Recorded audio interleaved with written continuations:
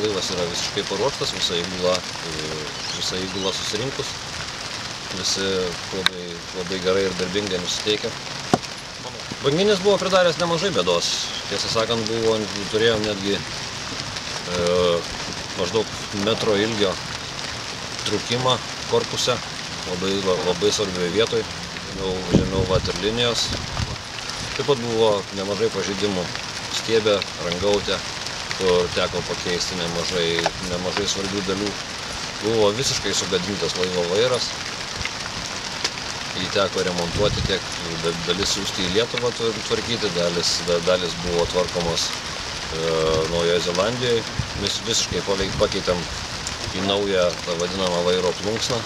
Buvo ypatingai rimtas pažeidimas iš tikrųjų ir labai gerai, labai gera, kad laivas iš viso atplaukė iki Naujosios Zelandijos be didesnių sutrikimų. Hobartas yra viena iš tų klasikinių pasaulyje žinomų regatų. Šiemet nevyksta jau 68 kartą. Tiesiai to vadinamo generaliniu kursu. Jachtos nuplauks beveik 1500 kilometrų be jokio sustojimo.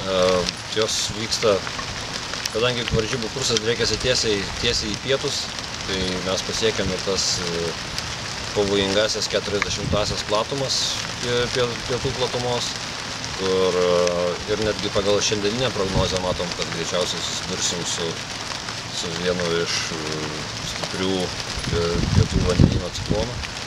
Srovės, besikeičiantis vėjai, labai greitai besikeičiančios meteorologinės sąlygos. Varžybos daro labai įdomias tiek taktinė prasme, tiek techninė prasme, tiek visapusiškai. Tai yra grynas, turtingas ir tikrai stiprus buriavimas. Mums Ambersailui palankiausios oro sąlygos yra, kai padorūs žmonės neveda šunų į kiemą.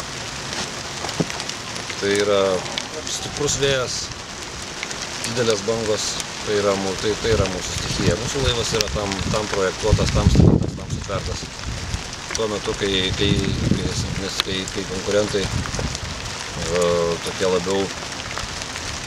labiau pakrančių lenktynių laivai pradeda jau lūžinėti ir galvoti apie pastraukimą iš varžybų, tada mums tos sąlygos yra palankiausios. Žinoma, tai lygiai taip pat pavojinga, kad ir mūsų laivas gali lūžti ir gesti, bet tada mes kaip ir esam daugiau mažiau pasiruošę, laivas yra peržiūrėtas.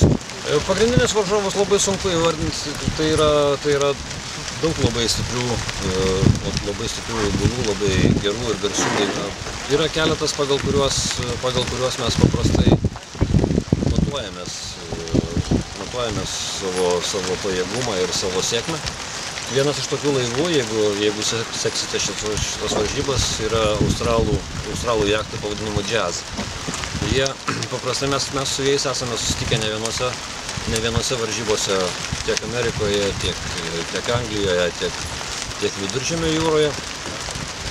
Labai dažnai mes dažniausiai juos aplenkiame ant vandens, ta prasme mes esame greitesni ant vandens, o jie būna labai artimi pagal perskaičiuotą laiko įskaitą mums. Prieš porą metų jie yra buvę antri absoliučioje įskaitoje Sydney Hobarto varžybose. Tai yra labai stipri įgula ir labai geras laivas, labai gerai buriuojamas laivas. Tai iš esmės jisai mums yra labai patogus pasilyginimui. Ir jeigu seksite šias varžybas ir matysite, kad mes pirmaujame prieš Jazzą, tai galite žinoti, kad gresia keletas didelių antraščių. Tas varžybas reikėtų sekti Rolex Sydney Hobart puslapyje, ten bus ir gyvai transliuojamos jachtų pozicijos, tam tikrų periodiškumų, kiekvienos jachtos kursas, kiekvienos jachtos pozicijos ir pozicijos lenktynėse bus pakankamai gerai nušviečiamos. Viena vertus, mūsų laivas Ambersail yra prieš tai buvęs jo pavadinimas yra Asa Abloy. Asa Abloy yra laimėjusi Sydney Hobart lenktynės 2002 metais, kai dalyvavo 2001 metais, tiesą sakant, 2001 metų pabaigoje, kada Sydney Hobarto lenktynės buvo įtrauktos, buvo dalis Volvo Ocean Race lenktynių programos ir vieno etapo iš Sidnėjaus į Auklandą metu laivai dalyvavę Volvo Ocean Race lygiai taip pat suplaukė ir sudalyvavo ir Sydney Hobarte. Ir AS Abloy tuo metu laimėjo. Ir tai šis mūsų laivas yra pakankamai gerai pažįstamas pasaulyje. Jie atpažįsta daugelį uostų, buriuojantys žmonės, jie atpažįsta ir žino, kas per laivas tai yra. Viena vertus, kita vertus, tai yra pirmą kartą Lietuvos įgula dalyvauja šiose varžybose, europiečių čia apskritai nėra labai daug.